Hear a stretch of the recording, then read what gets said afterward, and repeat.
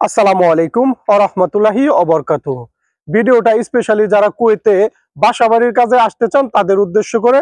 যদি আপনারা চিন্তা ভাবনা করে থাকেন যে একজন ড্রাইভার হিসেবে অথবা একজন বাবুর্চি অথবা আপনি একজন হাউস বয় হিসেবে বা এই কুয়েতে বাসাবাড়ির কাজে আসবেন, তাহলে বলবো অবশ্যই সম্পূর্ণ ভিডিওটা দেখবেন।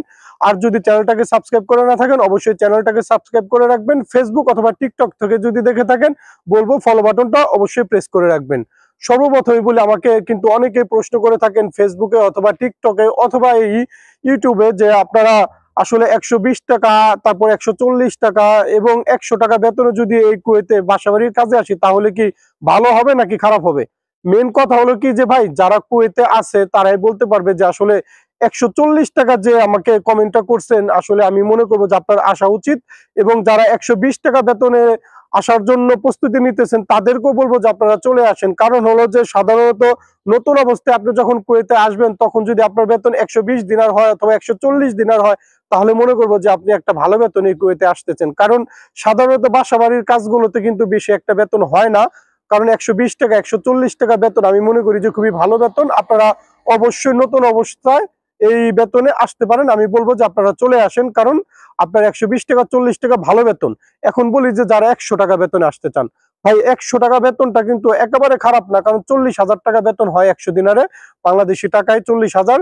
তো এই 40,000 টাকা বেতন যদি আপনাকে কেউ দিতে অফার করে থাকে, আপনি অবশ্যই আসবেন। কিন্তু এর ভিতরে একটা কথা আছে। কথা হলো যে আপনার ভিসার দাম কত। কোনো দালাল যদি আপনার কাছ থেকে ভিসা 3 লক্ষ, 3.5 লক্ষ অথবা 4 লক্ষ টাকা চেয়ে বসে এই কুয়েতে আসার জন্য এই 40,000 টাকা বেতনে, আমি বলবো যে অবশ্যই আপনি এড়িয়ে চলবেন। কারণ হলো যে 40,000 টাকা বেতনের জন্য আপনি 3 লক্ষ টাকা খরচ করে কখনোই এই কুয়েতে আসার জন্য চেষ্টাও করবেন না। কারণ হলো একটাবার ভেবে দেখেন, 40,000 টাকা পেয়ে আপনি যে এখানে থাকবেন, আপনার কিন্তু মোটামুটি কম হলো 7 থেকে 8,000 টাকা খরচ আছে। আপনি আনুমানিক 30-32,000 টাকা বাংলাদেশে পাঠাতে পারবেন। এর বেশি আপনি টাকা এই কুয়েত থেকে আপনি বাংলাদেশে পাঠাতে পারবেন না। আর আসার সময় অবশ্যই কিন্তু আপনার ধার দেনা করে আসতে হবে। সেই ধার দেনা শোধ করতে করতে আপনার অবস্থা খারাপ হয়ে যাবে। অবশ্যই আমি চিন্তা ভাবনা করে আসতে বলবো আপনাদের প্রত্যেককে। কারণ এত টাকা দিয়ে আপনি কখনোই এই কুয়েতে আসার চেষ্টা করবেন না অনলি 40,000 টাকা বেতনের জন্য।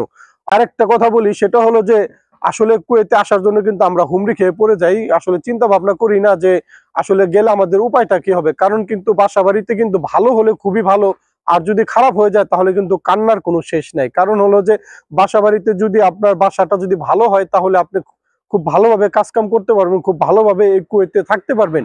কিন্তু আনফরচুনেট যদি খারাপ হয়ে যায় তাহলে কিন্তু আপনি এই কুয়েতে কান্নাকাটি করেও কুল পাবেন না। কারণ হলো যে কুয়েতিরা যদি ভালো হয়ে থাকে তাহলে কিন্তু অনেক ভালো, আপনার জন্য জান প্রাণ সব দিয়ে দিবে। কিন্তু যদি আপনার খারাপ পড়ে যায় তাহলে কিন্তু আপনি কুয়েতে কান্নাকাটি করেও পার পাবেন না। অতএব আসার আগে অবশ্যই চিন্তা ভাবনা করে আসবেন।